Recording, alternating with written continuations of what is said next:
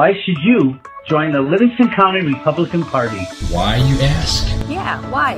Why join? The Republican Party is the party of common sense. Common sense. Republicans support the Constitution. Republicans protect your rights. We fight to keep your children safe. We fight to keep boys and men out of girls and women's sports. We fight to keep boys out of girls' restrooms. We fight for you. What does the Republican Party do? We help Republican candidates get elected. Why is it important to elect Republicans? Why is that important? Why? Tell me, why is that important? Livingston County is one of the safest counties in Michigan. Livingston County has one of the lowest crime rates in the state of Michigan. Livingston County has the lowest tax millage rate of all 83 counties. Republicans work to balance the budget. Republican legislators vote against raising your taxes. Republican elected officials believe in transparency.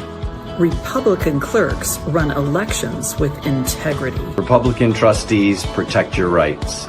Republicans support our veterans. Who can join? If you are conservative, we want you in our party. All conservatives are welcome at our table. Join our activities. Join the fun. Become a member. Join us now. Hi, I'm Deb Drick, Chair of the Livingston County Republican Party. Our conservative message has been very well received in Livingston County, and I'm so happy to share with you that people are stepping up right and left to help. The only thing's missing is you. Come join our mission. Come join our fun. Go to livingstonrepublicans.com and click join. You'll be glad you did. Someone once said, where your treasure goes, there also will be your heart. What kind of world do you want to invest in? Do your investments fund industries that tempt people to harm relationships? What if you could be more intentional with your money? What if your investments built content that enriched others' minds? Jason Huntley, CFP, has been guiding families for 30 plus years to plan, invest, and build for the next generation. Scan the QR code now to make that first step to investing in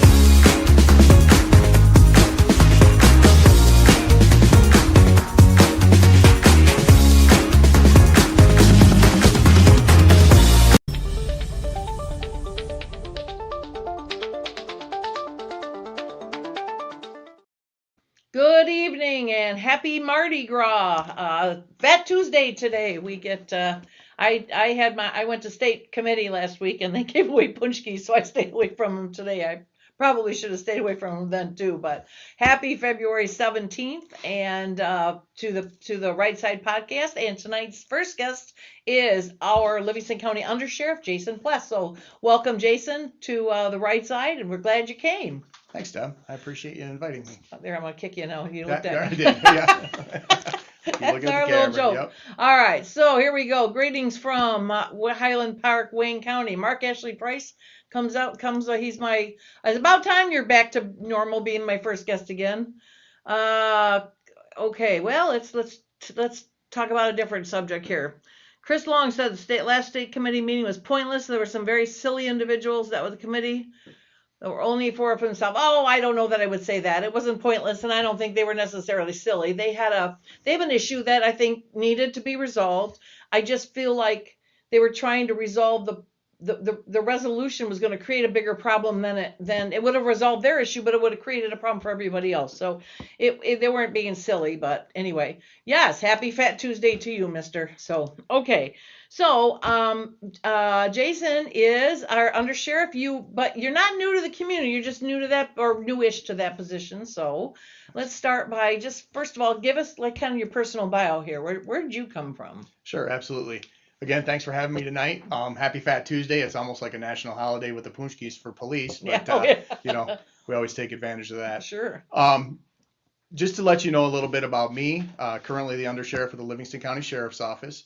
I've been a lifelong resident of Livingston County. I started here, I started in public safety as really a child, through Boy Scouts and then into the Explorer programs.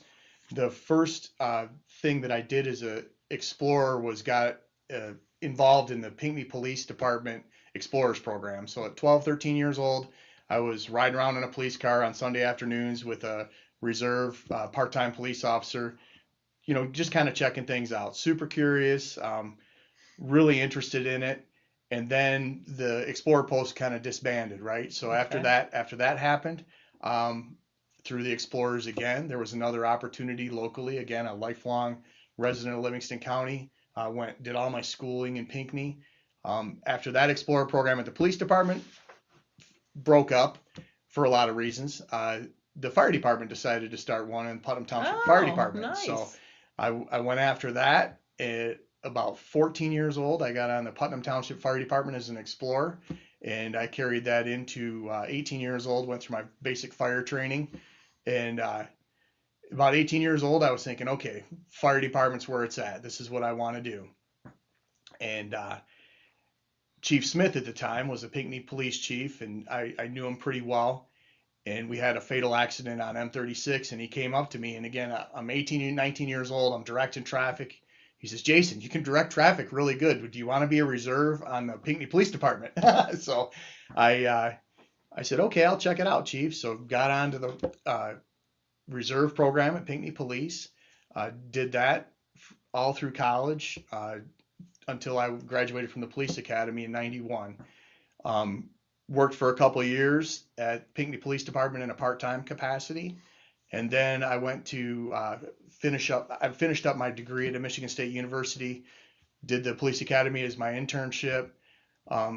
Still had to pay for credits at MSU, which was a little bit of a bummer, but got through that. And in 1993, I was hired by the Green Oak Township Police Department. And I served the Green Oak Township Police as a patrolman and a sergeant, a deputy chief, and the chief. I was there for 29 years. So that was a great experience, wonderful. I mean, a lot of people, you know, as a kid growing up, I had no idea where Green Oak was, you know, the Brighton side of things. Sure. My family's been in Livingston County since the 1800s. My grandfather had the door-to-door milk delivery business. So again, super familiar with Livingston, but I really didn't know a whole lot about Green Oak. Spent a career policing there. That was an amazing experience for anyone that knows Green Oak Township. It's kind of like the Twilight Zone. With US 23, the roundabouts, all these different changes. Went to work in the barn there under Chief Brookins. He was the chief that hired me there. Oh wow! Great mentor for me. Kind of helped set me on the path for my career. And again, loved Green Oak. Serving the citizens there, amazing career. Became the chief in 2014, and then I retired from Green Oak again after 29 years and came to the sheriff's office in 2022. So I've been with the Livingston County Sheriff's Office since 2022, and that's been an amazing experience, kind of a refresh of my career, a lot different. I never really had an appreciation for the jail as a municipal police officer. I just knew I had to fill out the form, hand the form to the jailer, and all the magic would happen behind the scenes. But now as the undersheriff, I have a lot more of an understanding of the wonderful work that the staff there does in the jail for us and keeping us safe. And for the people out there, they don't really realize, and I personally never really realized either, you know, the jail is the constitutional responsibility of the sheriff's office, and really the bigger piece of the sheriff's office. We have more employees there. We house, you know, up to 411 inmates, but our average population is around, you know, 250 to 300. It's been a great transition for me to go to the sheriff's office. Challenging, but it's been fun. So yeah. Okay. Well, so tell me what and just let me go over. If I remember Mike telling us one time that the only real legal responsibility the sheriff department has is the jail.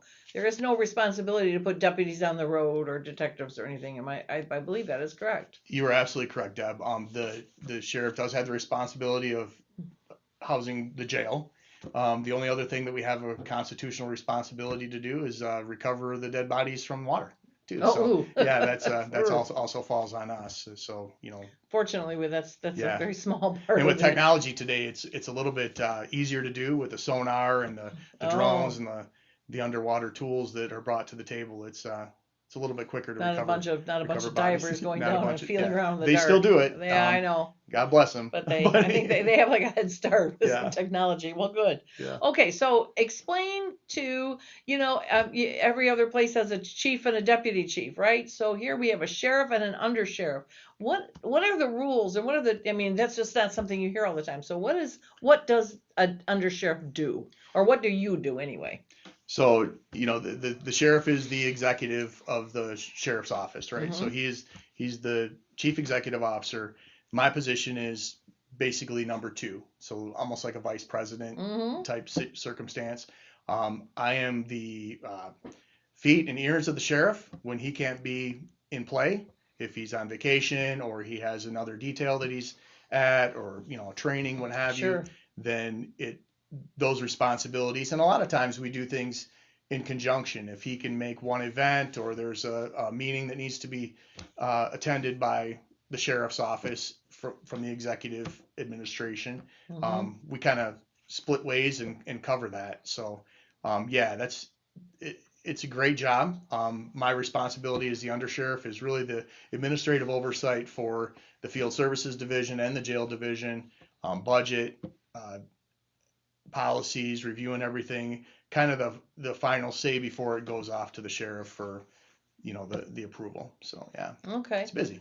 So what are the primary differences between what you did as chief in Green Oak to undersheriff for the sheriff?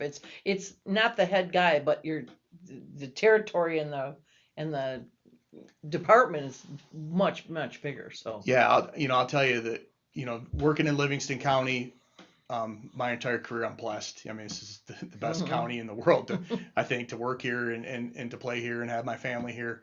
It's public safety is awesome here. Great working relationships in police, fire, EMS. We all work well together here in the county. I guess the difference between, say, a chief and an undersheriff, the chief, you're kind of the head of the organization, kind of overseeing a lot of the same things the sheriff would be. But as the undersheriff, I'm involved in a little bit more of the operational pieces of the sheriff's office. So again, overseeing detective bureau, the field services, the jail operations, if there's a use of force or if there's a death or there's, if something bad happens, just kind of checks and balance to make sure things are going smooth. Again, blessed at the sheriff's office. We have an amazing staff and a little bit different coming from Green Oak where we had about 20 guys. All told, the Livingston County Sheriff's Office, and a lot of people they kind of are shocked when they hear this number, but I think we're civilians sworn. We're at about 166 employees at the sheriff's office. So we're the biggest organization that the county has as far as staff and expense, quite honestly. But public safety is expensive, policing is expensive, housing inmates is expensive. But there's a lot going on for sure. Well, and I every year I bring a commissioner in. This year I'll have Nick in the next couple of weeks to come in, and whoever the chair is will come in and really whether I'm at a political party like a GOP meeting or I'm here or whatever, I always get with the chair or bring whoever the chair is to talk about the budget. So I've seen your numbers and they're quite hefty, but I know you guys aren't sipping sipping pina coladas and eating bonbons over there. So you are, but it's a big thing. You got a huge jail. We got a big county. And the other thing is you're not skimpy on your service. So obviously Livingston County's happy we're fortunate we have you guys and the hard work you guys do. I want to make a quick announcement here before we go any farther. I'm seeing Mark's comments over here, but I'm not seeing others. And lots of times that means you're on the wrong channel. So if you're typing things over here and I'm not recognizing them, it's just because I'm not seeing them. You might want to go to the public Facebook page, Livingston County Republican Party, and make sure it's Michigan Livingston County Republican Party, and you can click the link there and get on. And if you go there, we can see your comments. But just make sure you pop in and say hi or something, and I'll recognize you just so we know that we're seeing it. Because sometimes I go to the Facebook page the next day. Okay. There we go. Oh, there's Tyler. Hello, Tyler. So I'll see it work. So all right. So Tyler's on the right channel. So sometimes I'll see the next day. I'll see all these comments that I never saw when they came up here. So you guys go to Livingston County Republican Party page and watch it, or you can go to my Facebook page and watch it.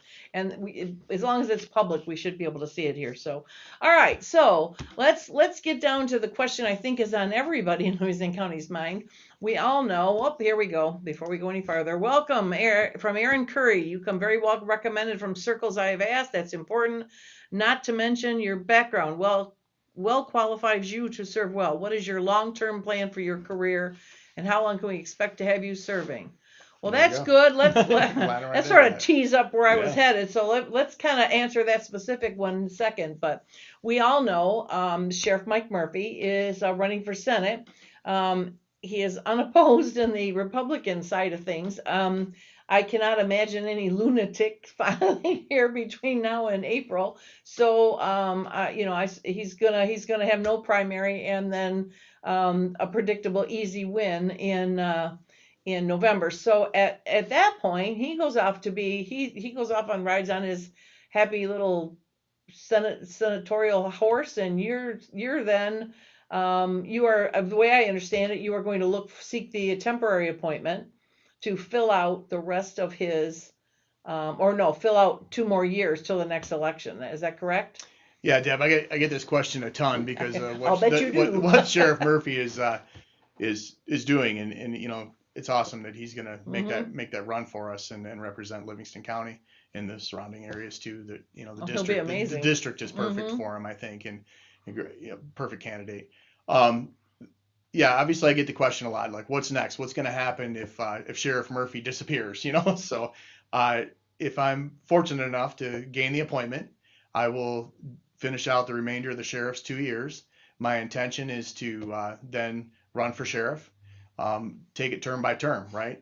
I think I started really young. I don't know how old I look on a podcast, kind of getting new to this podcast stuff and the media stuff, but I think I still have a lot left in me, and I've worked in public safety long enough that I think it's my responsibility to make sure that if and when I'm done, that it's passed off to the next best person, and or the people can vote for a good person, whether it's internal or external, just preparing the office for the future, right? I mean, whether the operation, and who the leader will be, obviously the people get to decide that, right? Okay. So, yeah.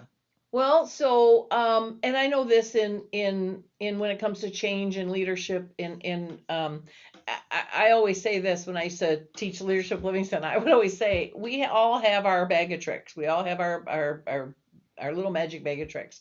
And my bag of tricks is different than your bag of tricks as far as leadership goes.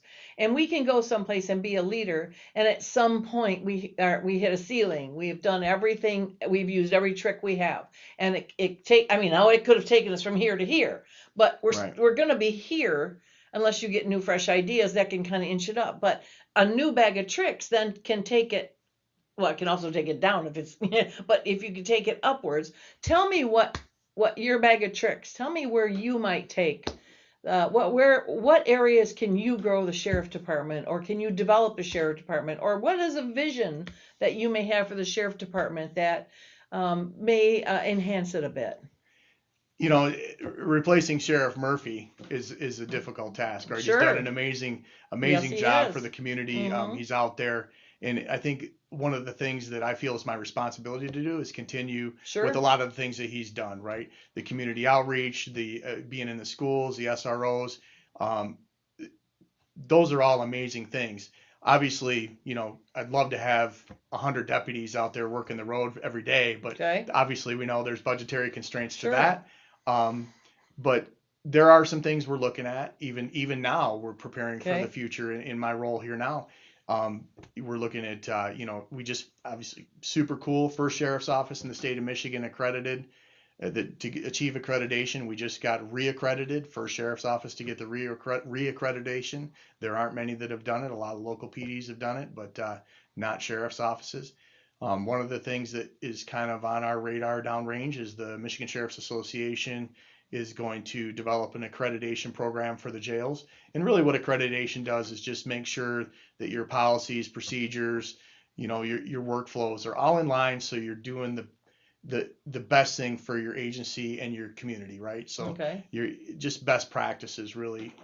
We're doing that now, but what the accreditation process really, I don't want to say forces you to do, but kind of provides that check and balance for you to do is just to, check in with yourself and make sure that things are solid and that you're doing what you promise you're doing, right? Mhm. And a lot of times you get busy, you forget, hey, we should be doing this, and we kind of let that slide because we saw a squirrel and we had to do this over here. So it really brings you back to center and allows you to move forward. Again, vision for the sheriff's office. I'll tell you, I have some amazing staff, from administration down to the newest field service deputy. I'm so impressed with this next generation. So professional, out there doing work every day and representing our office extremely well. I think we're really set up for the future with our office. My goal is just to kind of, again, let's be honest. I mean, I've been in the game for 35 years. Sure. Maybe 50. I don't know when it's going to be good, but I'm hoping that either someone taps me on the shoulder or somebody gives me the little poke and says, "Hey, man, time to go." When it's my time, like you said, Sure, when sure. I've reached that ceiling and it's time for a change. Sure. Hopefully, someone gives me that poke, but. Again, developing the younger generation and the next leaders of the office is really that's my highest priority for sure. To prepare the next for what's to come. That's awesome. I've looked back, and as you were talking, I'm listening to what you're saying, but I'm also thinking about, what it was like under Sheriff DeBurton, and I remember, him, and I remember what Sheriff Holman did differently. He kind of took it a different direction, and then it was good, and then Bob Bazat took it in a different direction, and that was good, and then Mike took it in a different direction. So I'm just, like I said, I'm curious of what that might, and maybe it's too soon to really tell, but we'll check in with you from time to time, and you can kind of let us know as you see different visions. Yeah, I would like to add this to the jail. I'd like to add this to the, develop a better canine unit, or maybe the kids thing that you did. To help me out. You did. I don't know. You did it. I did it. How you got involved when you were a kid? Explorers? Yeah, actually, yeah. Super cool. One of the things that the sheriff's office is doing right now, it's exploratory, Okay. and I think we're going to be able to pull it off. If you're familiar with the Fire Academy at the Howell High School, we are starting a law enforcement academy, policing academy at the Howell High School. There you go. Again, super preliminary. We're just Right. gauging interest right now. The initial interest is kind of off the charts. I We're bet like, whoa, it 50 is. kids, I'll bet what are we it going to do is. with these kids? And we're going to kind of start out small, maybe 20 kids or so, maybe 15, 20 kids, and go down that road. I mean, again, that's where you win. Myself, Absolutely. a Absolutely. lot of the people that are in this job Mhm. had that person or that experience as a younger Sure. child that kind of set the path. For me, one of the opportunities was a counselor bringing me down to the office saying, "Hey, I know you're in this Explorer program. What do you think about going to law enforcement career camp sponsored by the Kiwanis and the JCs and the state Nice. police?" And 2 weeks at 14 years old at what was the Fresh Air Camp, U of M Fresh Air Camp down off of Doyle Road. Now it's different, but that kind of set the tone. I'm gonna be the police. Oh, yeah. yeah. That's where you win. Awesome. You really. Well, it is. It Yeah. is. I'm glad that you have. You're starting something like that to then generate. So more to come on that. But, Good. Hopefully we can be super successful with that and do some great stuff to kind of bolster the future of policing in Livingston County. And if we get one or two out of there that can either work in our jail or Sure. or come to the road eventually. Do you have reserves like like what you did? We don't. We do have an Explorer program. Okay. It's pretty good program. The kids go and compete down in Battle Creek every year. They work super hard. I'm a little biased. Livingston County kind of rocks it at the Explorer competitions. I mean, we're shooting good. They're doing their arrests, their scenario-based trainings. Oh, wow. Our Explorers are killing it and have for years. And a little shout out to the leaders of the Explorer group, Sergeant Neff and one of the couple new deputies, Toledo and Hurley. They've kind of taken up the torch to help keep that program successful. But it's a great program, and hopefully we can retain some of those people in the long term and have them become, one of us. Awesome. They already are, but move on. Sure. So, yeah. Awesome. All right, we got another question here. Laura Wilkerson. Our prosecutor's office in Carroll Henry does an incredible job supporting law enforcement and holding offenders accountable. From your perspective, what is the biggest public safety concern right now, and what are the biggest public safety concerns right now, and what trend are you watching? We talk about it a ton in the office, and Livingston County, pretty safe place to live. But, if you dip into the Scanner Moms groups or you kind of follow the media out there, there's a lot of dark stuff that happens in our county. And is there? It's concerning. One of the biggest trends is, fraud. It's a lot easier to commit fraud than to rob a bank. And there are so many people being taken advantage of on a day-to-day basis with fraud in the elderly population and the young population. And again, the internet is a playground for the thieves to make contact with people, make them think that something is not real. And, we take that incredibly seriously. Sometimes we can chase a case and it ends up in, South America, Africa, somewhere off in another shore, that they're coming here virtually and committing crimes against our public. And, those kind of crimes really infuriate us. And again, we're trying to do the best we can and take those seriously and document them. And, just kind of keep putting the word out. It seems like every week we're getting a call of someone that's been a victim of, tens of thousands of dollars, or hundreds of thousands of dollars sometimes. And, hey, I got a phone call from Under Sheriff Pless, and he said if I don't show up in court and bring the bond money and Green Dot gift cards that, I'm going to be in trouble. And it's crazy how complex these people have become in their workflow to convince people. And it's a psychological warfare, really, that they prey on the victims and hey, bring your gift cards to the court and turn them into the deputy working the door. Right. And people do it, because if I bring this gift card to the court and I hand it off to the deputy, it must be legitimate. It's just terrible. I get hacked. It's a joke. It's a running joke because it used to be Rob when Rob was chair, and now I get hacked once every other month, and it's somebody gets an email from me saying, I'm in a meeting right now, don't call, but I need a favor. Can you pick up 10 $100 gift cards and for me, and virtual ones? And and it's sad because one of the party members kind of texted me and said, are you asking for this? And I said, oh my God, no. And he goes, I just got taken for $2,000. I got to call my bank. Anyway, it's terrible. So, so right now there is the nation's focus is on ICE. Mm-hmm. What are your, can you comment on that? I don't even know I don't even know the question to ask you. Just what? So the common questions that are out there that the sheriff and I and even my staff deal with every day is are you guys working in conjunction with ICE?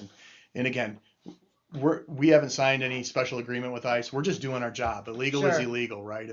If our deputies run into somebody, and really this county kind of county-wide, all the police in Livingston County have this same take on ICE or on illegal behavior, is if somebody's out there committing a crime and they're here illegally, they're going to be brought to the jail, and what happens, right? Illegal behavior is illegal behavior. If you're going to be criminally charged, we'll criminally charge you local. If you're here illegally, then you're going to end up being deported. We're going to cooperate with them. Are we in the schools, or is ICE going to the shopping centers in Livingston County? Not happening, folks. It's really not happening. Again, I think we just ran the stat last year. We were asked to keep track of how many illegal people we interacted with in law enforcement in Livingston County by our Board of Commissioners. And I think the number was 24, if I remember right. Last year were actually undocumented here with no paperwork, illegally. Not a big number, but of that 24, most of them were initiated by traffic stops, for driving behavior or some kind of traffic violation and it resulted in a misdemeanor where they were arrested, drunk driving, what have you. But there was a couple in there that had committed crimes against our community members. And, we're not gonna have that here in Livingston. We're gonna take that seriously. We're not gonna turn the other way, because again, illegal's illegal. So, question here. So I heard you say when they commit a crime, there is I guess a school of thought that just says being here illegally is a crime in and of itself. So if you catch somebody running a stop sign and you pull them over and you find out they're not here legally, do you take them? Or do it's you documented, and then okay. Again, usually if they're brought to our jail, there's a local criminal offense. But if they are here undocumented, we report that out to, we have partners at HSI, Homeland Security Investigations, because who knows what they may be looking at too, sure, right? Sure, just some larger investigation that kind of opens the door to some other illegal behavior. So you do report them somewhere. Yeah. Okay, good. Yeah, because it could be that they just ran a stop sign here, big deal, but they could have been on their way from killing somebody over there. And most of those interactions, if they're here illegally, now, do they have a Michigan driver's license? Do they have a Texas driver's license? Sure. Are they licensed? Is there some other illegal behavior? Right. Oftentimes, if they're here undocumented, then they're not following the rules elsewhere either. Right. Getting their license, etc. Okay. So here comes a question from Kelly Powell. Does LCP, I'm assuming you mean Livingston County Sheriff Department, have any word into MDOT on how they do the lane switching during construction on 23 or 96? It's so dangerous. I don't know if you guys have any input on that, do you? So we complain. Okay. The state of Michigan does what the state of Michigan does as far as traffic direction, flow, construction. Anything that's unsafe or dangerous, we bring to the attention to our local partners at Livingston County Road Commission, because sometimes some of the MDOT projects bleed into county roads. Right. And then also we report them to MDOT. Just kind of, Green Oak Township dealing with the construction of US 23. Oh my God, that must have been horrible. Being from there, the historical crashes were always kind of over and above what the norm should be. But, this last few years, the Green Oak Township Police Department kind of got it handed to them with the traffic crashes. And, a lot of it is, the inattention, the driving too fast, following too close, those types of behaviors. But again, sometimes, they'll throw a little new construction angle at you and that people aren't familiar with, and people are driving complacent like it's the same road they drove on yesterday, and it's all of a sudden magically different, similar to what's going on with the Grand River 96 project now. You kind of get into that area, you really asking drivers to pay attention, and not be complacent or on their phones when they're navigating those areas. But yeah, if there's a problem or, feedback, again, EMS reports to them, fire reports to them, we report to them if there's anything we can do to improve those areas. And again, we always listen if someone calls in with a concern, for sure. No, that's good. So let me ask you this. What is your personal biggest challenge? Not the Sheriff's Department biggest challenge, but your biggest challenge in your current role? And you can have more than one if you need to. I wouldn't say it's a challenge, but I guess for me, adjustment maybe personally, an adjustment to looking down range on what it looks like to maybe run the sheriff's office, right? Okay. It's a big responsibility. It's kind of weighing on me, a little bit.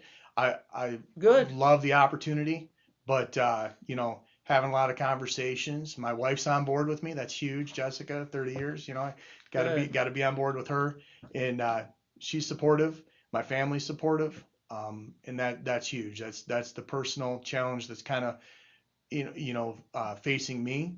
Full disclosure, the office of sheriff, even my office as undersheriff, the appointed undersheriff, it's a little more involved in the community than a lot of other positions, because we have to be out there listening and involved and hearing what the people are saying. Just Sure. like, the questions coming in here tonight, we're listening. I will tell you, the amazing thing about the sheriff's office is if you call us, we're going to answer the call and we're going to listen. It's not like calling, some other places in government that you never get a call or you get, the eternal voicemail spin, what have you. We answer the call, we listen. Now we may not agree. It may be a difference of opinion and we'll just agree to disagree sometimes, but we listen. And sometimes I think, hey, maybe they're right, or maybe they're wrong. But we're always listening, and same with the deputies too, right? If you call, you're going to get a call back. That's kind of the way the office is, because we want to know. Well, I'm kind of glad that it's weighing on you a little bit, because I think it would be, I don't think you'd do a good job when you don't take things something that big seriously. So if it was just a big deal, that would probably be scary to the people watching. Well, is there what's on your wish list for the sheriff's department? I would like to see. We're really probing here. Yeah. So again, budgetary constraints. Okay. We try and do the best we can. Kind of a balance between technology. One of the things that's really changed for me in law enforcement, when I used to get into a car 30 years ago, log on, log off with a pen, paper, flashlight, clipboard, off we go. Now we have cameras, in-car computers, drones, just so much technology. AI is kind of on the horizon too, right? So embracing the technology, but yet keeping a balance and not letting the technology kind of confuse the mission, right? So still keeping in touch with the public one-on-one. Kind of old school. I really don't want AI answering our phones.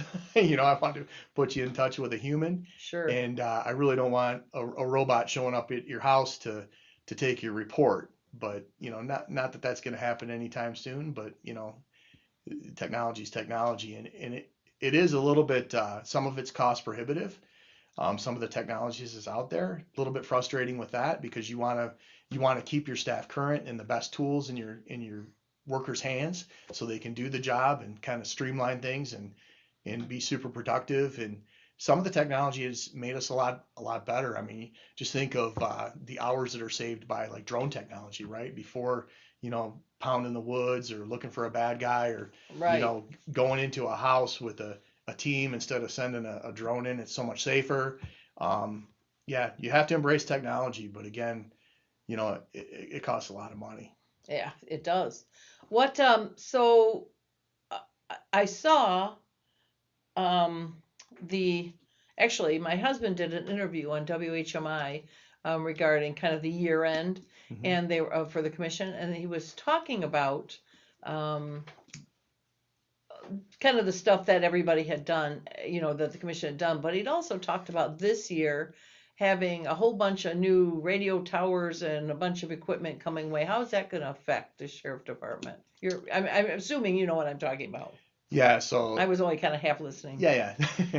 So as the undersheriff, I'm on that committee. Okay. It's the radio communications project that Livingston County has kind of taken on.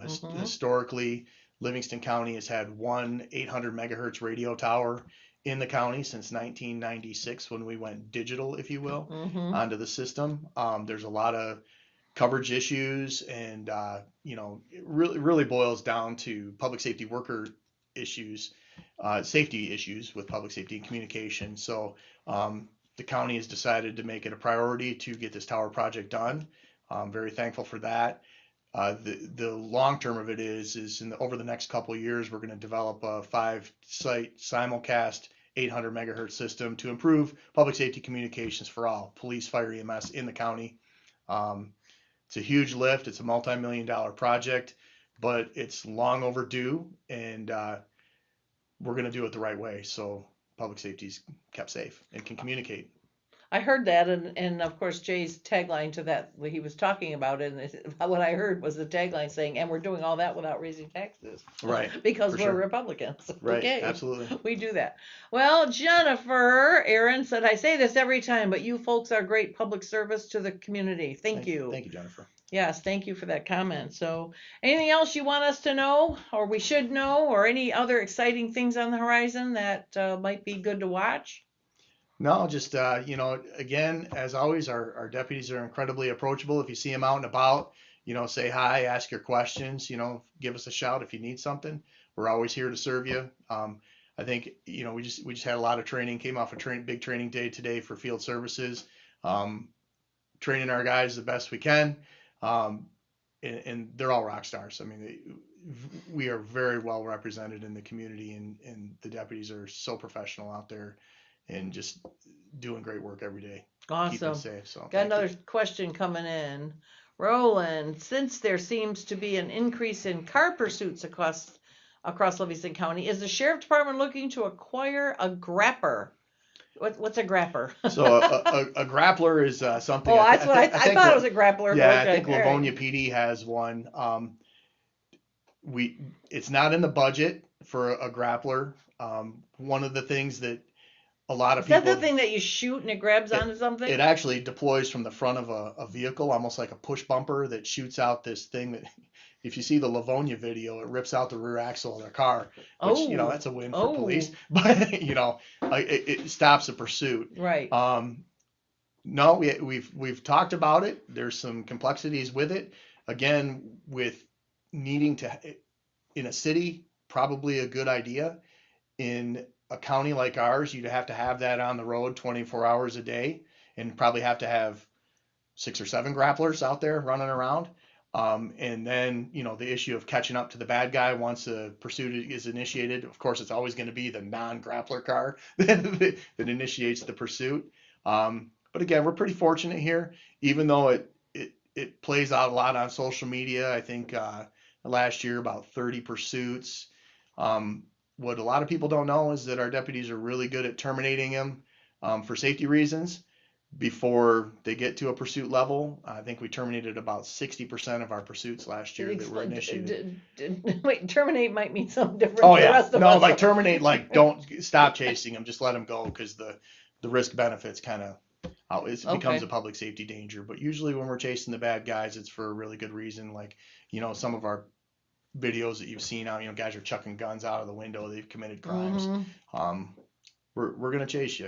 We don't like bad things happening in our county, and we don't like really crime to go unaccounted for. But yet, public safety is always paramount. Well, if you're not doing something dumb, why would you run? I mean, yeah, we hope everyone stops. No, I mean, but when you say like you terminate them before they get bad, what type cases then get terminated before you chase them? If it's a traffic violation, like a basic traffic violation, someone ran a stop sign, and then they're gonna run. Yeah, sometimes. Yikes. Yeah, hopefully not. Hopefully everyone stops. I feel like they're running because they've got big time drugs in their or something. Not always. No, I mean, the word's kind of out there that sometimes, and you see what's on the internet and social media. People think it's fun to run from the police, but in Livingston County, we're probably gonna chase you for a minute. Yeah. Good. All right. Well, no, we're gonna chase you and we're gonna get you. That's right. Even better without a grappler. Right. All right. So. Well, once again, Under Sheriff Pless, thank you for taking the time to come visit us. Sure. We are, we'd love to, kind of stay in touch with you, and come check in with us every so often. Maybe I'll reach out to you if something, interesting happens or scary or rumors or whatever. Maybe you can come help us beat those down before they get anywhere. So. All right. Well, we are going to take a quick commercial here, and then we're going to come back with Justin, and guess what? We have a tyrant on the bench. We're going to hear more. My phone blew up after Mr. Williams was on last week. So we are going to have some stories here to tell you. Got another one here in just a minute. Why should you join the Livingston County Republican Party? Why, you ask? Yeah, why? Why join? The Republican Party is the party of common sense. Common sense. Republicans support the Constitution. Republicans protect your rights.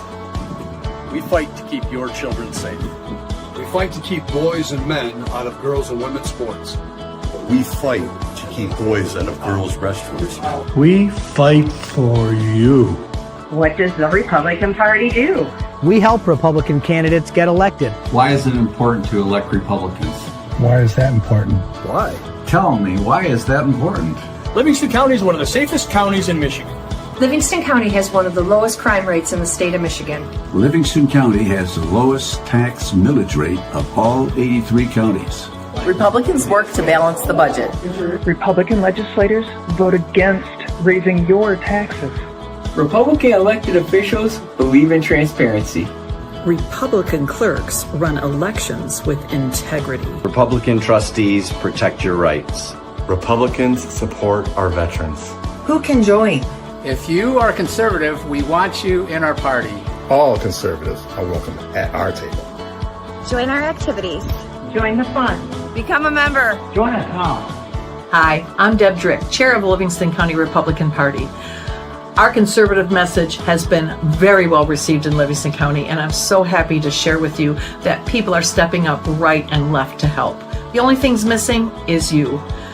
Come join our mission. Come join our fun. Go to livingstonrepublicans.com and click join. You'll be glad you did.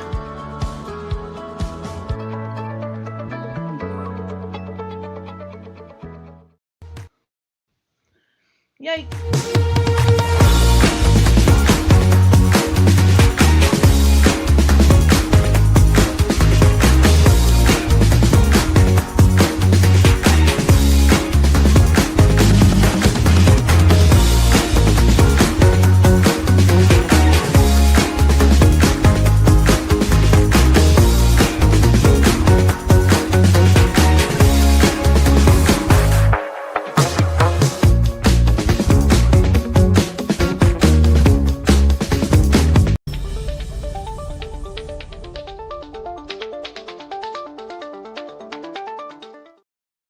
Hi, welcome back, and we have Justin Frederick, correct? Did I say that correct? Yep. And Justin is, I'll let you tell me. Justin, tell us where you're from and give us a little kind of bio about you. I'm from Howell Township.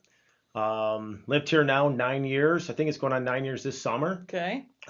It's been great up to this point that we had to deal with our court system. Oh, okay. Well, we had, I don't know if you saw, did you get a chance to watch Mr. Williams's ordeal last week? I caught the very end of it. I was just getting home from hockey practice with my son and was charming in and caught it. And then I started writing you to say, hey, I got one experience to share with you. Well, good. Well, then let's start. Well, let's start here. You live in Howell Township, and you're there with your wife and son, or just your son? Or? My wife and two kids. Two kids. Okay. I had a daughter 9 years old and a son 6-year-old. Okay. All right. Well, so then tell us what was the issue that brought you to the courts? I only, legally wise, I can't get in too much depth. We made agreements in mediation that Longsworth mandated. Okay. But what I can say, before we got to Longsworth, our case was in front of McGemney, which he was phenomenal. Okay. We didn't deal with him a whole lot, as we had an attorney the whole time, so she was the one representing us, going to the hearings and stuff. And the one that we did have to go to was a show cause hearing, because the individuals did violate the restraining order that was put on them. Can you tell us about the case at all? I have to be very, very careful. Okay, all right. I would have to read over everything again just to kind of be. Are we talking like a property dispute? Or are we talking about? It give me like the idea of what kind of case it is. It was harassment. Okay. It was good. defacing me on a billboard sign, Got it. calling me a cat killer and a pedophile. Aye. Which they have no facts of or no truth to whatsoever. Okay. And then it went into before that, it was 3 cameras put up on the property line, invading our privacy. Every attempt we try to take, from our lawyer telling us, hey, put something up on your property to block the cameras, to see if they move them. And sure enough, 2.5 hours later, they would move them up and around any attempts that we tried to put there. Wow. For our kids' safety, obviously, as having a 6-year-old and a 9-year-old, you try, as a dad, you try to protect them, right? Sure. And it was just strange, wild behavior. And the gentleman that's involved and the wife, I mean, he's 50 years old, so he's 10 years older than me. But come on, we all know kids are involved. Grow up, mind your own business. What are you doing? Mm-hmm. I tried to talk to him. He told me to F off. And then that's where I texted him, hey, I run a business. I don't appreciate getting bad mouthed or, slandered. I'd appreciate a stop. And that's where it just went off the rails after that. where he thinks he can do whatever he wants, freedom of speech. I said, no, it's actually called slander, defamation of character. And then we hired a lawyer, and I don't want to get into too much depth because I can get going here, because this has been a very disturbing and very stressful 2 years, about year and a half of our life. Okay. And anyways, while we're in front of McGivney, we were granted a temporary restraining order on these individuals, and the cameras had to come down immediately. Well, they violated that immediately. The cameras stayed up for a month beyond that. So we filed a motion to show cause. That our attorney actually took care of that. And so that hearing got set up for later on. It was actually after our final court date with McGivney. So anyways, as we got down to the final court hearings, obviously there was more motions. This is a very long, obviously the way our courts work, very slow. But these individuals just kept on. I mean, it was every day. It was all the time. It's like really recording us nonstop. And we're on 3/4 of an acre. It's not like we're in Amber Oak sub where you're stacked on top of each other. Right. We're on 3/4 of an acre. Mind your own business. Look your way. We spend thousands of dollars on green giants, put them down each side of our property lines. We're trying to I built walls. I mean, it's gone insane the amount of money I spent for our safety and protection. And McGivney's seen all that. He's seen through their bull. That he'd seen that. He granted us based on proof and evidence.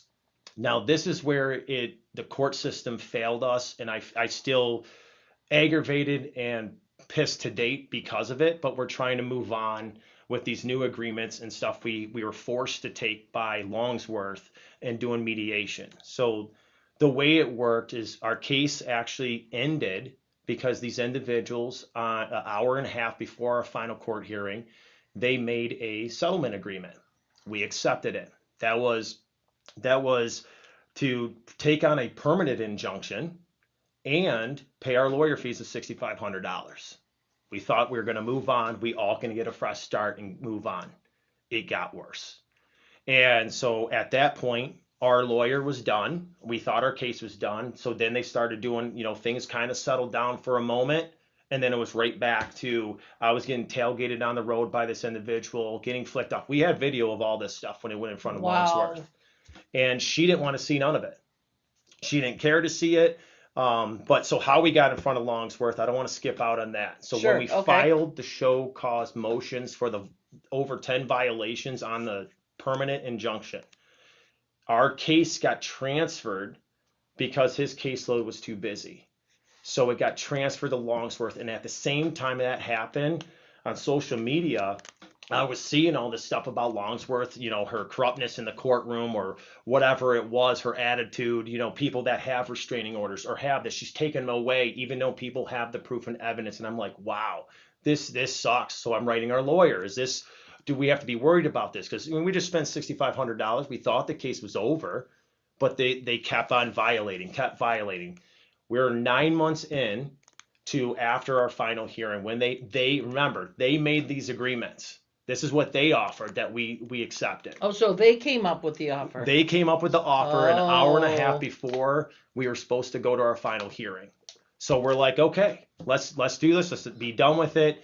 And that's where, like I said, the violations after everything was signed and everything was good, then the violations just kept stacking up. They started getting other people involved, other neighbors, and it started, we called it the triangle. I don't know if I can say this on here, but the triangle of hell.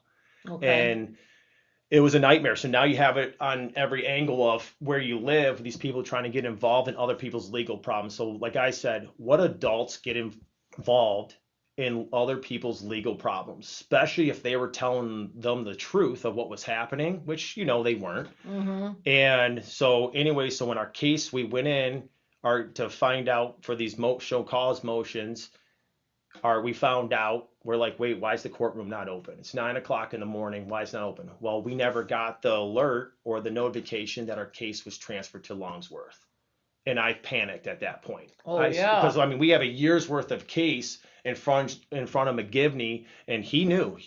He judged based on law and order. And the one time we were in front of him, we got to see exactly what our lawyer's seen. He kept on. He puts down his glasses, looked right at the individuals, and said, "This is a very serious matter."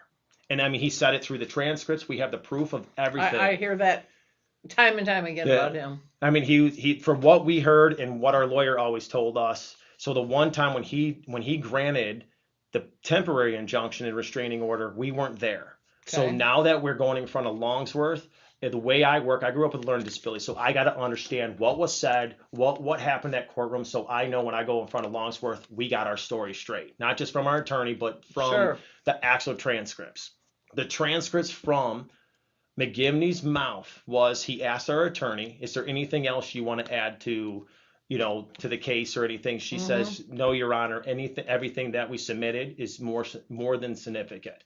And he goes, based on that, he goes, Mr. Frederick has submitted more evidence, proof and evidence, that this is based off of. And because of the proof and evidence, the harassment is continuing and only getting worse. Oh my God. And highlight that, only getting worse, right? So this got us our temporary injunction.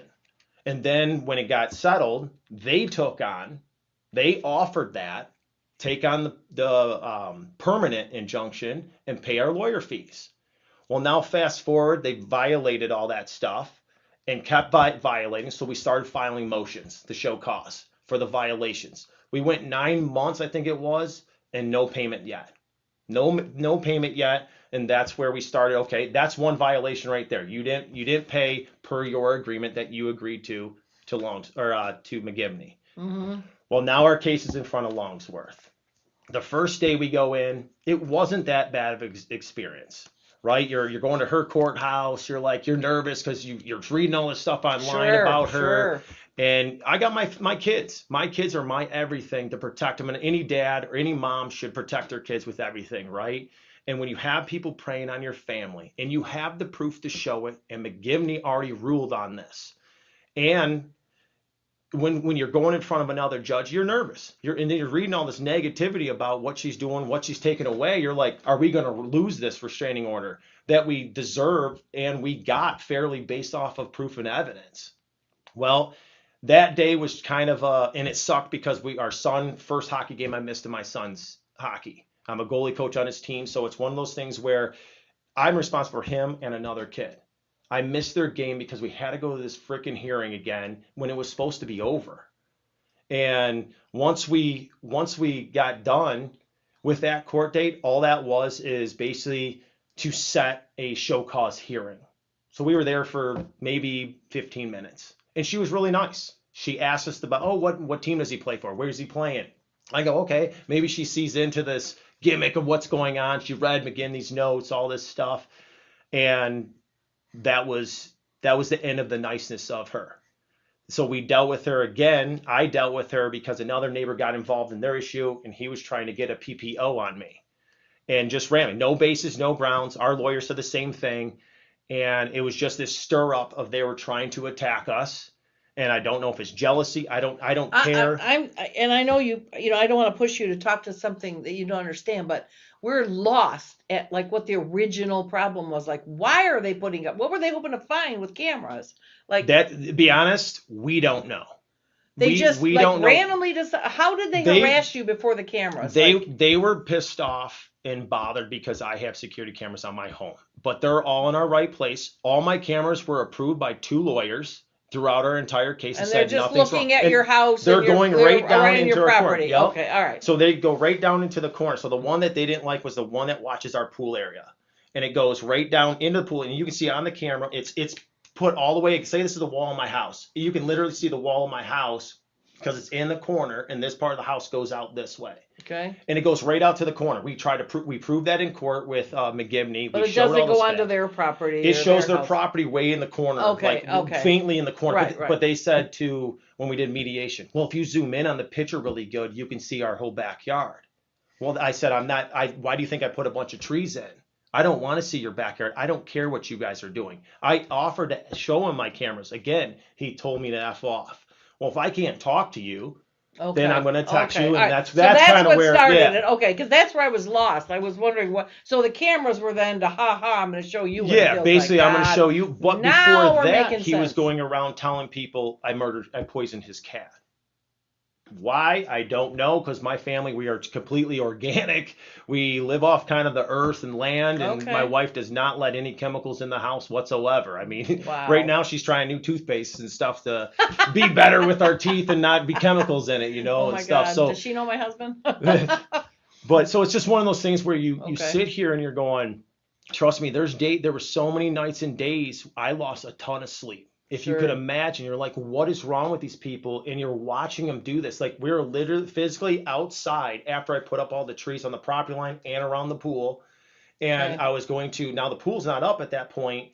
I was getting ready to put the pool back up, but I started digging a hole so I can Sure. drop the pool down Sure. a little further in the Sure. ground, behind the tree so they can't watch us. Right. So now when I did this, they took a camera that was way over and moved it literally in the same moment up and over all our trees. Oh my gosh. So I'm like, I was inside of the skidster, so I didn't see this happen. My wife goes, as I stopped, because she was recording this for my brother in Tennessee, because he wanted to see this pool build I had. I was Wow. going to do a swimming natural pond type thing, right?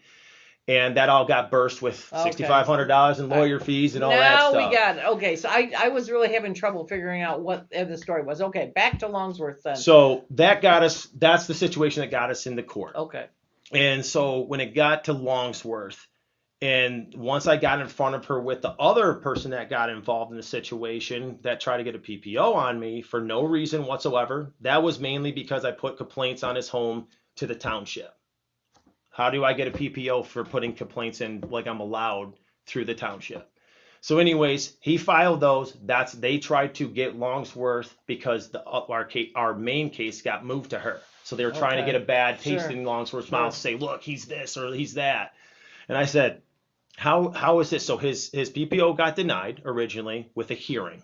Well, I showed up with, a bunch of information that shows he's the one going around threatening and, doing this to Bob Right, Wilson, to all right. these other people, and myself. He's the one that needs it. He's trespassing other What neighbors. is in probably. the water in Howell Township? That's what I was God. saying. Because so I shouldn't say that. I grew up there. hey, Anyway, that's yeah. what we say. It's literally Yeah. crazy what we have endured over the last year and a half. What part of Howell Township are you in? Like what? We're I don't need your address. But we're like, about, put it this way, we're 3 minutes from Howell Township, the building itself. so you're off of Byron there? We're off Okay. of Oak Grove. Oak Grove. Okay. All right. So Here's Laura. Howell Township. LOL. Yes. yeah, Yes. What? Yeah, Howell- nightmare. She's also there. Yes. yes, it's been a nightmare there. Yes. So That's a whole nother story. yeah. Another whole Oh podcast. yeah. That's we had a podcast on that one Yup, time. yes, you did. That's fun. Anyway, so all right. So if we're gonna sum up what Longsworth did, she didn't listen. She ignored the prior evidence. She didn't listen. She made. She sounds like she just like made you start from scratch, but That's basically kinda the way had my like wife and I she felt. had like an attitude. So basically, the day I showed up for the PPO one, same thing. I was not rude to her. I wasn't disrespectful. That's not the person I am. My business shows that. And when she asked me a question, normally when someone asks you a question and pauses, that's your time to answer, right? Mhm. I go to answer, and she goes, Mr. Frederick, that's enough. You don't ever interrupt me in my courtroom. I think what I have to say is important. I said, ma'am, Your Honor, I didn't try to disrespect you or your courtroom. You asked me the question, I was just answering it. And I mean, and that's basically where I said, this is not going to go Oh well. Lord. So in that case, she demanded mediation as well, even though she denied the PPOs. So again, our lawyer said the same thing. Why does she keep on prolonging? If you're there for something that doesn't have no evidence towards you or against you, why is she pushing for this other stuff? And as I entered my evidence, then this other gentleman that was involved in that one goes to his attorney, says, let's do mediation. So clearly a restraining order wasn't that important at this time. So why? You filed it. So now we had to do a mediation through him. Now, the next week, we were in front of Longsworth again for our main case. Well, again, she tried to accuse me of interrupting her again, and now my wife got to see it. And she goes, you didn't interrupt her at all. So it was the same attitude again this time. And this time, though, she obviously clearly didn't read anything McGivney said. She didn't follow acknowledged the fact that there was any permanent injunctions on these people, and they violated it over 10 times. They did not pay per their agreement, but yet she treated us like we were wrong. Wow. She did a recess. She goes, I tell you guys to go out there and read what mediation can do. And well, why are we doing mediation, Your Honor, on something that they already offered and we accepted? Isn't that what mediation does? Like, we are kind of lost. And my wife and I asked intentionally, so it's on transcripts to show the judicial board, we kept asking Longsworth, Your Honor, we're a little lost. We have these permanent injunctions in place. That everybody agreed to. Yeah, that they agreed to, they offered us. And before that, McGivney gave a permanent or a temporary restraining order based off of facts and evidence. But yet now, and he always said how important this is. But then Longsworth goes, this is really petty. Well, I don't know. My family and my kids' safety isn't petty. Someone preying on my family, tailgating me down the road is not petty. Maybe to Longsworth it is. But my family and my children's safety is priority, and it's not petty to me. You know, Judge Burris was a circuit court judge here for many years. And I remember he had, because I used to teach a class called Leadership Livingston, and one of the sessions was about the courts. And Judge Burris would always speak to the group. And he picked up a sign that he had on his bench that only he could see. And it says, be nice. And it was a reminder that everybody that comes in, they're coming in with an issue. They're scared of something. They don't want something. They do want something. They were cheated. They did whatever. And the last thing they needed was rudeness or any kind of meanness. So, you know, we had kind of a judge before that had a tyrannical side, and it wasn't stopped for years. And so I'm hearing the same thing, that I don't like it. So I just want to catch up on some of these statements here. Jennifer Aaron was talking about Under Sheriff Pless, great man, transparent, and what is needed. Jennifer, do me a favor, type in here, where are you from? What county are you from? Here comes Mark for you. Mr. Frederick, thank you for being on the podcast. Tell your story. I think you doing so will help others. Well, I hope so. I believe you're right, Mark, because like I said, I've had a couple people reach out. Randy Guppy just popped in to plug Bunny's Fabulous Seasoning. Dinner was delicious with the spice mix. Carry on. I have some for you before you leave too. Don't let me forget to give you. Well, I'm glad you liked it, Randy. What'd you put it on?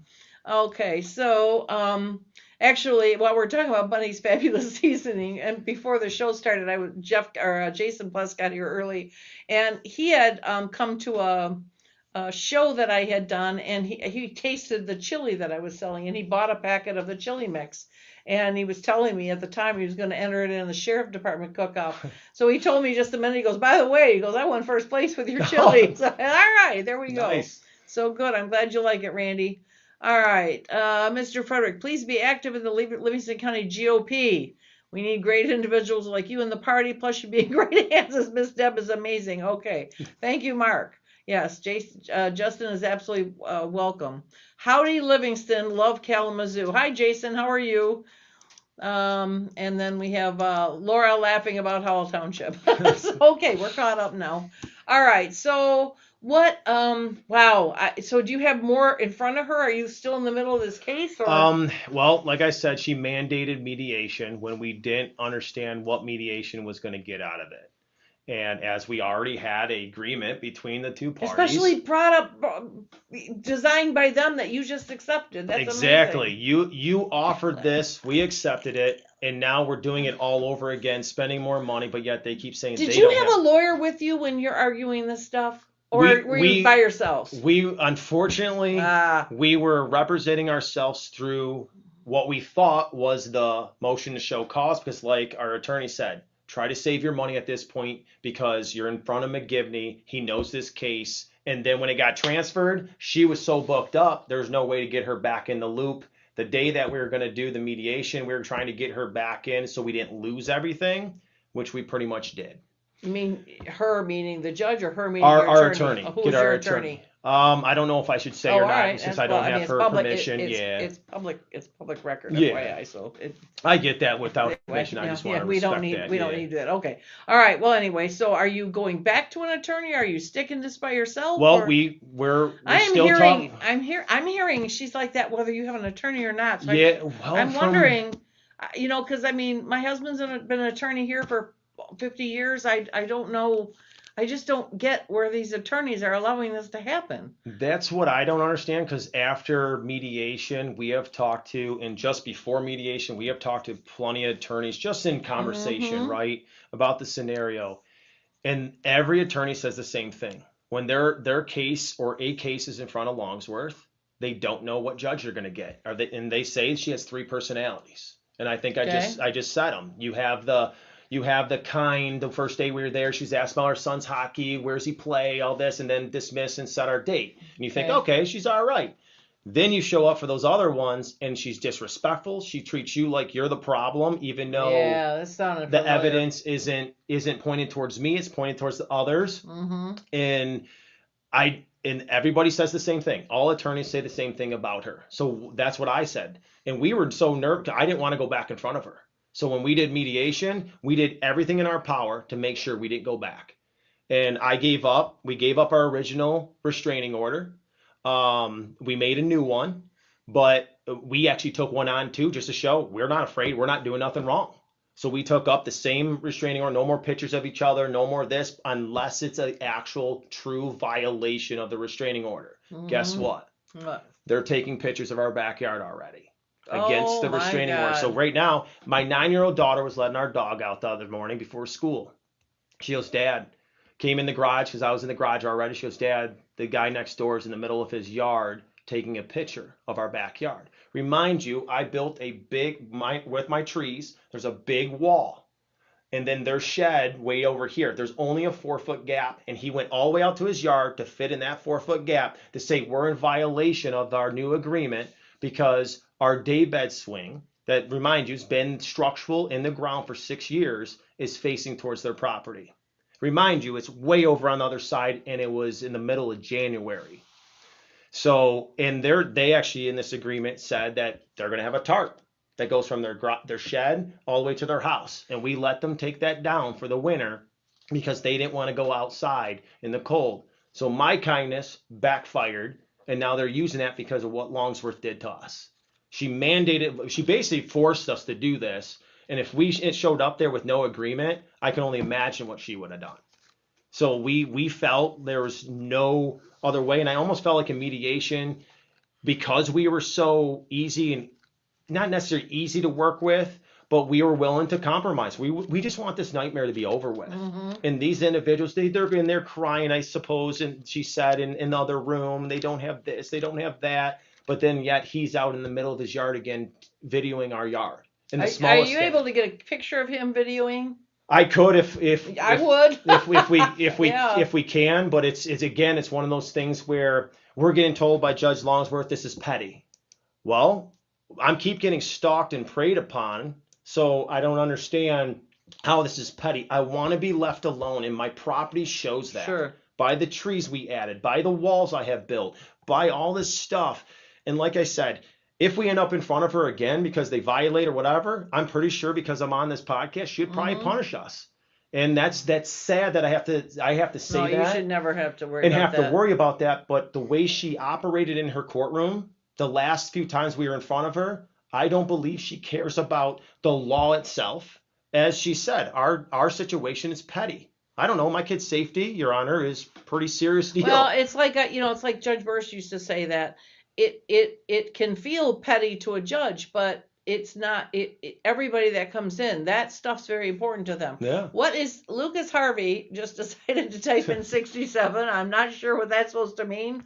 Do tell, Lucas, please tell us. Joni wants to know if the court hearings are videotaped. They do not allow recordings in the courtroom. They haven't in quite a while. I think they're taped from their end, so they can prove, but that's not something. Now, you can pay a boatload of money and get a transcript, typed, but it doesn't say it's like a text. You can't tell emotion, you can't tell tone, you can't tell facial expressions. So unfortunately, I believe that they should redo that, because it used to be that you could buy the tape. And there was a situation, we were talking about it last week. There was a situation with Teresa Brennan where she ripped into an attorney, and it was rude, and she got caught asking questions off of the other attorney while the case was like on pause or whatever, and you're not allowed to do that. And when the one attorney brought it up to her, she like unloaded on her and got it on tape, and it went everywhere. So at that point, the chief judge said no more taping. But I think that wouldn't be a bad idea. I think that could end a lot of this nonsense if you know that you can be taped. To me, it's accountability, right? Yeah. Well, you're right. I mean, the docket is her docket. She has family court now. So, which to me, if you have no temperament, then family court's the least thing you should do, right. Because that's all emotion. That's, we all have our money and our property, and they're in these, in the circles like out here, right? And our jobs, they're out here. Our family, our home, and our children are like right in that inner stuff. And you can't totally be a tyrant and deal with people when it comes to their families and their children and safety. That's all real close to the vest stuff. And somebody with that temperament. But like I said, I think maybe that needs to do it. What I want to know, anybody listening, if you are, or if you know of an attorney that deals with Longsworth and you're willing to come on and talk about this, man, we have questions. Like, why is this allowed? Are attorneys standing up and saying, you're not allowed to do that, Your Honor? Or is that a fear that later on they, can do you have to be in front of them? Is there a way to rip into her and then permanently get yourself excused from her? I've heard that happen. So anyway, just curious here. That's what I think. Like I said, I almost feel like, but I think my voice I have when I grew up as a kid, I was shy as all can be. But now, obviously dealing with my shady township, I have grew a mouth. And obviously owning a business for over 10 years, it's one of those things you learn to communicate. I want to get better with this kind of stuff because, I mean, the awareness that needs to be out there in these situations. More people, I see it on Facebook, but more people need to come forward that have been in front of Longsworth because I don't think she belongs on that behind that counter and that coat. She does not deserve that coat. Well, I think that, like I said, I believe that if the recordings start again, people start acting differently when they know they're being recorded. Yeah. It's sort of like when the dash cams, you treat police officers a whole lot differently when it's not my word against hers. Yeah. His. So let's see here. We got who reviews her during hearings. Joni, the thing is they're elected. And that's the thing about when you're elected. It's like the undersheriff being in here saying he can be reviewed, he can be removed. Mike is elected, Mike Murphy. So he's the sheriff. She's elected. So there is nobody that reviews her. The only one that can remove a judge is the Judicial Tenure Commission. They can, if enough people come and complain, and there's like a million steps. And I believe people complained a lot about Teresa Brennan, but it wasn't until she absolutely broke the law in such an egregious series of manners, and we had an attorney courageous enough to go at it and not stop, and that was Tom Geiser, and that was almost, boy, get the popcorn and watch. It was absolutely just beat. So let's see, where his agreement court hearing should be videoed. Yeah, I believe it, especially since the judicial branch is 1/3 of the government. I don't know that all court hearings can't be. I just know Livingston County made the independent decision. I think it's allowed, but that within you can make that decision. Can she be impeached? Joni, that's a good question.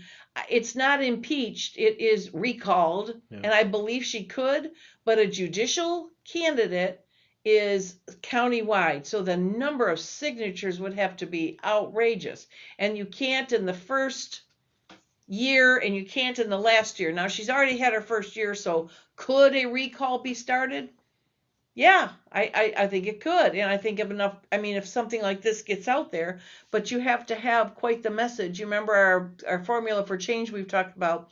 If you don't have, you have to have a broad dissatisfaction. So I feel like the stuff that happened that before, and Teresa had her moments too where she was great.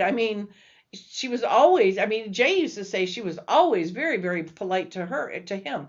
But, there were a lot of people that said otherwise. So, there was when you're scared and in a courtroom, the last thing you need is a judge just treating you like, you're garbage, or screaming at you or yelling at you or forbidding you to talk or taking away the protections that were already put there for, that you were comfortable with and that you agreed to. That is that roller coaster. Courts are scary places, right? You don't go there unless there's a problem. You're not hanging out there, that's for sure. You don't get invited to come in and, bring a friend. You're there because there's an issue. You don't know how that issue is going to be resolved. It could be resolved for you. It could be resolved against you. It could change your life as far as taking your kids away or preventing you from seeing them or and then there's money involved. So that's a scary, scary place. And family court is the worst. It's the scariest. So somebody that doesn't have a temperament, somebody that doesn't have patience, somebody that, why on earth, Judge Longsworth, would you redo something Judge McGivney did? He's a great judge. He's the chief judge. He's the chief judge, and you're undoing. This is now the second person that has come forward in 2 weeks that has said she's undone everything that Judge McGivney did. This is costing people money. It's scary. I don't get it. I don't get why you would do that. Just start where it was left off and try to follow the plan. It's like that's what we've given you the little coloring books with the dots where you just go from 1 to 2 to 3 to follow them. Follow the dots. She's going through the middle. She's cheating. The people that drew those dots weren't rookies. They were the dots were the chief judge, and he's even in the same political party as you. So it's not like you're fighting a Republican. Just knock it off. Joni, speaking of Republicans, wasn't she appointed by Whitmer? Well, as a matter of fact, she was. Yeah. So yes, and that was that's just bad. So. I know we are losing the only conservative judge we have who's retiring off the bench after many years. Suzanne Geddes was a good judge, and I worked with her a lot during Leadership Livingston. And, we need somebody that understands temperament, and we need somebody that understands the law. And, Christopher Candela was on here last week. And so anybody that didn't get to see him, go back on YouTube and look at his interview here. He did a really, really good job. So anyway, well, anything else we ought to know, Justin, about your situation? Or no, it's really, if there's anything I could say to anybody watching or hearing or anybody that knows somebody that had Longsworth, we all got to get together. We all got to work to try to get her out because she doesn't belong there. She really doesn't. What we experienced is a nightmare turned into a bigger nightmare. Yeah, that's what I'm hearing. And I've got more people that have signed up. So, by the way, Tyler, we're going to wake Tyler up over there. So, put my email in there if you will. So, if you, like Justin did and like some other people have, if you have a Longsworth story where, and I'm not talking about, she ruled against me. Okay, judges do that. But I'm talking about she absolutely upended or was rude or was just terrible or was inappropriate. We want you here. So, reach out to me right there, Chair at Livingston, Republicans.com, and we'll bring you on. We'll talk about it. I know this. I'm recruiting right now for 3 years from now. No, 5 years from now. So the campaign will probably start in 3 years. Fortunately and unfortunately, judges get 6-year terms. She just finished her first year. So I'd really hope that we don't get a second term out of her. Or, you know what? Come to think of it, Joni had the idea about recalling, and I was thinking, well, she's been there a year. It'll take a year to get this done. And then you might as well just wait. No, there's 5 years of that. Maybe a recall is what we need. You know, I never ever recalled a judge, and maybe I've got nothing else to do this year. We'll see. So, I'll be there. Yeah, all right. I'll- You're gonna pass some petitions out, okay? And maybe that's what we need to do. So, Steve Williams says your experience with both judges mirrors theirs. He was on the show last week, and you know what? And Steve and Justin both. I've received calls and texts and emails saying exactly the same thing. We started off with McGivney. Everything was, we agreed, we disagreed, but we were treated well, so. McGivney, stop giving away your cases. Yeah, well. To Longsworth. Well, what happened was Judge Hattie retired. He became chief, but then everything, the reorganization has to happen, so. He just took things, it seemed like, more serious. The one time I was in front of him where we actually see him when our attorney wasn't there, he just made the point this was a serious deal, and that makes you someone that invested already $6,500 into this case. Sure. Great. Well, when Longsworth not to mention your stuff at home and you might as well flush it down the toilet. It'd have been better results. Watch it go down. Well, Joni said, I'm really sorry you and your family are experiencing Thank this. You. Steve said Judge Longsworth accused me of interrupting her as well and threatened to hold me in contempt of court if I didn't agree with her. My goodness. Mr. Frederick, I'm also sorry you and your family had such a terrible experience. Yeah, it's, thank you. Like I said, going to court in and of itself, you have a neighbor that you're having issues with and that have put you in a position of concern at the very least and fear at the worst. Then having to go to court and have to deal with a tyrant over it is... what is wrong with people? Why don't they understand that? Why you get in a position of power, and in the legal community they call that black robe disease, and it's it's called black robe disease. It must happen often enough that it deserves that. Although I've seen Judge Bain, I've never seen Judge Bain or Judge McGivney do that. I've never seen them have that nonsense. So I don't know. I don't know. I hope that person's right. Yeah. Well, Judge Bain and Judge McGivney are both judges now. We are sorry your experience. Have faith. God knows the outcome. Thanks, Karen. That's a good way to think. But yeah, we hope karma gets some at the end of the day. But it's wearing us out. But like I said, at this point, my wife and I and our kids, we're trying to do this year. Mental health is our number one to get over all what destroyed us last year. So we're hoping. But again, like I said, we could end up back in front of Longsworth just with these clowns doing what they're doing. Yep. And who knows, I could be held in contempt because of this podcast. And who knows the way she operates. Well, be sure to come back. I will. The chief judge in each Michigan county can decide to release the digital videos of all districts. Yes, that's true. And I think it wouldn't be a bad idea to petition Judge McGivney or write him a letter and basically say, this is crazy. You got all this going on, and we respectfully, I don't know what the process is. So I would imagine it's just writing him. So, people having trouble, if they contact, I don't want to bombard Judge McGivney with a bunch of unwarranted emails. I mean, it's not his issue, but being the chief judge, somebody's got to look into this. So, I mean, I really, truly believe that might calm a lot of this down, because when you're being watched and it can be shown to the world, This is not you start to think twice about what's going on. I think the letter should begin. Yes, I agree. I think that having some emails. I'm just, for me, Judge Geddes stated outright during her last campaign that she would be in favor of returning to the previous video access policy. I think it's a good thing. Like I said, it holds people accountable. And I guess let me say this. I don't have a vendetta against Judge Longworth. I didn't wake up one day and say, oh, you're the Whitmore appointment and I want your head. No, because you know what, Judge McGivney and Judge Bain were both appointed by Governor Whitmer. So, I don't have it that way. I don't have it that way. I just want people treated fairly, but I don't want a tyrant running loose and running unchecked. So if she's going to do that, well, then I'm just going to keep putting the stories out there. And if she wants to, just treat people like they need to be treated, or like she'd want her mother to be treated, then we, I don't have a problem. I would never I have no complaints about, or I've heard no complaints about Judge Bain or Judge McGivney. And it's not because they don't rule against people. It is because they're just nice to people. Simple as They're that. respectful. County commissioners should pass a resolution. Steve, I know that you believe that the county commissioners have a fix for that, but they don't.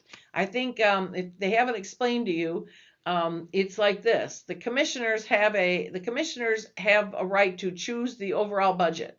They don't have a right to tell the judges how to spend it. They don't have a right to impose any policy on the judges. That is their deal. They're very separate by law. They cannot do that. That's why even telling them how terrible she is, there's nothing they can do. Nothing. The only thing they have is the control of the budget amount, but they cannot tell them how much to spend things on. So, I don't know if they can. No, they can't, Joni. They can't do it. That's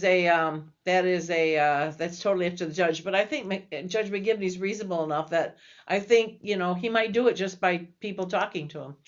Please come back to the podcast again. That means that's to you. What you are experiencing is important. And again, also, hopefully what you're saying will help others.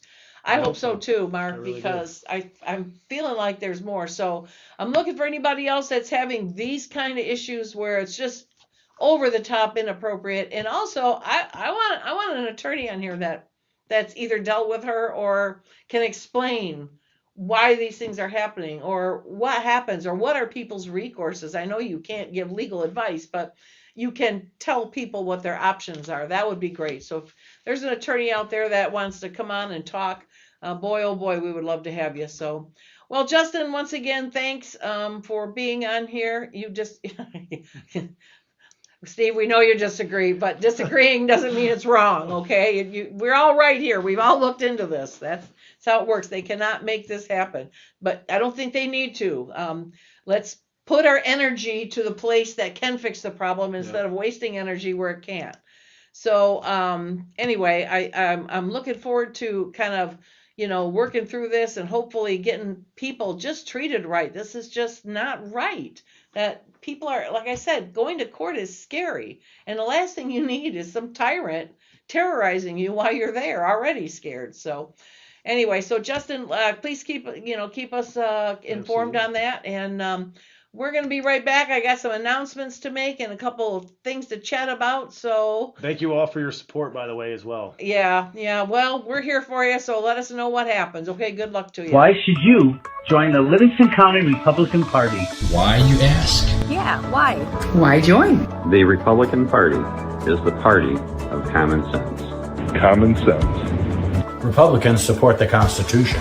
Republicans protect your rights. We fight to keep your children safe. We fight to keep boys and men out of girls' and women's sports.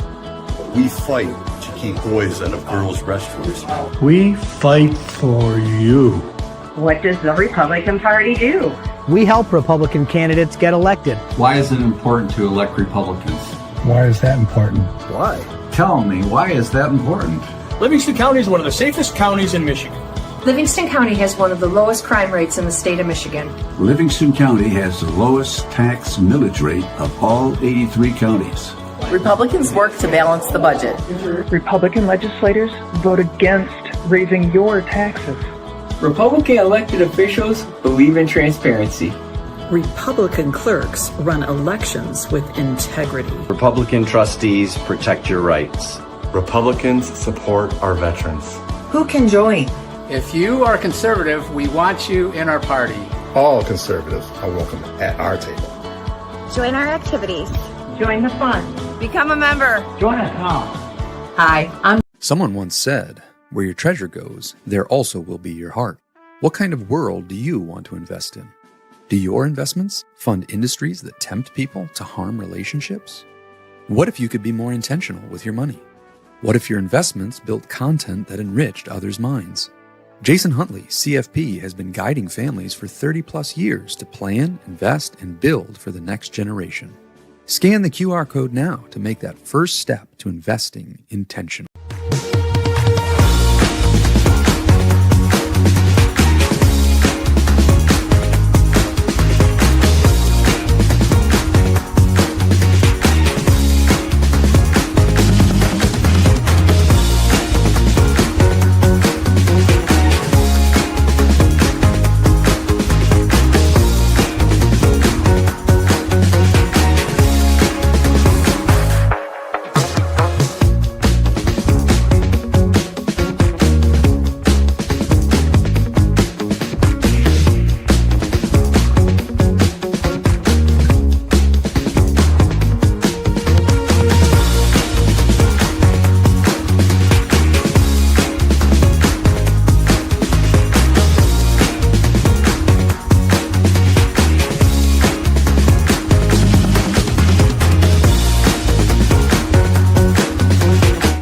Welcome to the right side.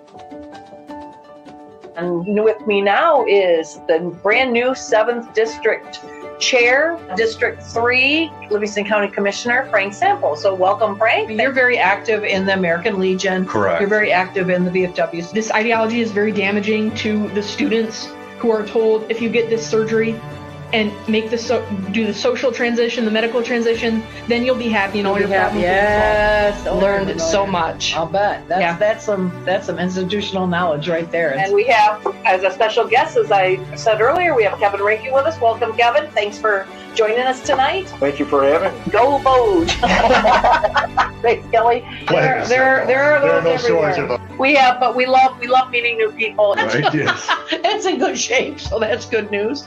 That safeness is not afforded to every citizen. They are special. There's a difference between men and women. There's a biological difference, and it's time for us to stand up for our girls. He went through, and he came back with a report said there's no way Detroit can meet its obligations on the tax base. Yes. So is this DEI focused just on the high school, or are they talking about all district, the entire district? Maybe that's kind of normal. It's really not.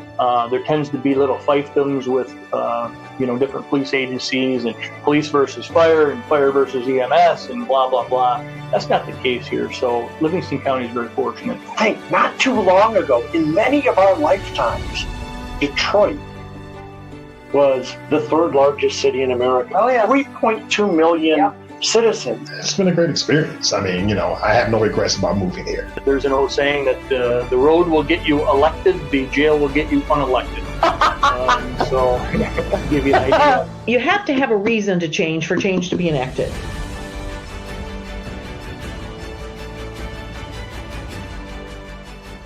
John Adams warned that the Constitution is wholly inadequate without a moral and religious people. As conservatives, we must reclaim the faith that shaped it, rooted in Jesus Christ and the Bible. To help you understand the historic Christianity that our country was founded on, check out theexaltedchrist.com, a resource website. The Exalted Christ Ministry offers resources to help you understand historic Christianity. Visit theexaltedchrist.com for articles, podcasts, and a video series exploring scripture and key historical topics. Get free resources today at www.theexaltedchrist.com. Someone once said, "Where your treasure goes, there also will be your heart." What kind of world do you want to invest in? Do your investments fund industries that tempt people to harm relationships? What if you could be more intentional with your money? What if your investments built content that enriched others' minds? Jason Huntley, CFP, has been guiding families for 30-plus years to plan, invest, and build for the next generation. Scan the QR code now to make that first step to investing intentionally. Okay, here I am. Oh, you caught me running back, so I was getting Justin settled here. Okay, so let me catch up on comments. You're saying citizens can write letters to Judge McGivney, but commissioners can't. No, Steve, don't come in here and start an argument with me, please. I didn't say that. If I need to go back and tell you again, what I said was the commissioners can't simply write a resolution and have it obeyed. That's what I was telling you. They don't have the authority over the courts. Can they write a letter? Yes, but you didn't say they should write a letter. You said they should do a resolution. So, okay, here we go. Perhaps some more letters from citizens to Chief Judge regarding your actions will shine a light and temperament. Agreed. I think so, Joni. I think that's about the only thing to do it. But like I said, there's 2 ways I know to cure this. 3 ways. 1, put the cameras back in the courtroom. I think it will stop the, or at least, make it, her behavior be checked. 2, wait and run somebody else against her, which I can almost guarantee at this point. And 3, recall her. And like I said, thinking about it, being only 3 more years, boy, by the time we got it done, it would be easier to run somebody. No, as I said, she's got 5 years.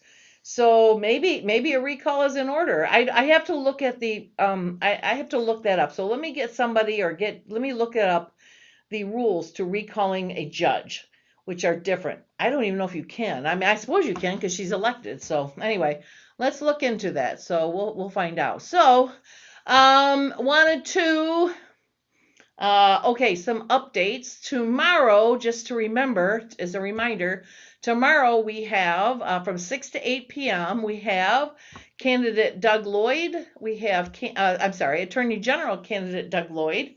We have Secretary of State candidate Anthony Ferlini and gubernatorial candidate Mike Cox right here at the Victory Center from 6 to 8. I have been asked, are they speaking or are they talking to people? I have been, and my answer is yes, both. If they want to speak to everybody, for a bit, yep, that's fine. But I'm really encouraging the one-on-one, just shake hands, meet people, hear what they have to say one-on-one. But like I said, if they want to speak, they can. The most common question I get is, will you have bunny dip? Oh yes, I will. I've made a ginormous batch, so we'll have plenty of bunny dip. So that right there is worth the come. And then Thursday, same time, same place, 6 to 8 p.m. we have gubernatorial candidate Tom Leonard, and we have Secretary of State candidate Amanda Love. So we have a couple different opportunities for people, and with our convention right around the corner, if you're a delegate and you have not met these candidates, you should, because that's who you're going to be voting on. The gubernatorial candidates, obviously that's a primary in August, but still you still should know who you're voting for. So this is a great opportunity to meet these candidates and ask them questions that are important to you versus, it's great to have them on here and you can text your questions and they can answer them, but it's another thing just to meet them and look them straight in the eye and say, here's what I feel is important. What do you think? And so they're all very personable people, and they're, I'm really looking forward to being here. Three more times this week. I was here Sunday all day, and that's Sunday. I want to do a big shout out and a big thank you to Candy Hovarder. I said it right this time. Candy Hovarder. She and I spent last Tuesday here with a swag wagon, as I call it. She showed up, the woman with all the swag, that the Republican t-shirts and things. She showed up, and Candy and I went through that whole thing, and we want 5 of these, 10 of these, 6 of these, whatever. We just bought shirts and hats and socks and beanies and hoodies. So we've got those for sale. We'll be having them for sale starting tomorrow. And I will also have them at the convention on the 26th. So on the 26th, we will be at Floodgate. That is for delegates. I mean, anybody can come, but it's, you have 0 action or 0 input if you are not a delegate. So this is where we elect people to go to the state convention on March 28th. And then on March 28th, those who get elected go, and we elect the primary winner for Secretary of State, for Attorney General, for Supreme Court if we ever get a candidate, and Wayne State, or the College Board of Regents. So that happens there. But to go to that, you have to get elected at the county convention. So the county convention is on Floodgate. Even if you don't want to go in your delegate, you should go to the county convention and vote, because you get to choose the people that are then going to go to vote. So if you're not a delegate, you're welcome to come watch, but you do not get to vote. However, we will have Norris Hardiman is in charge. Another big shout out to him.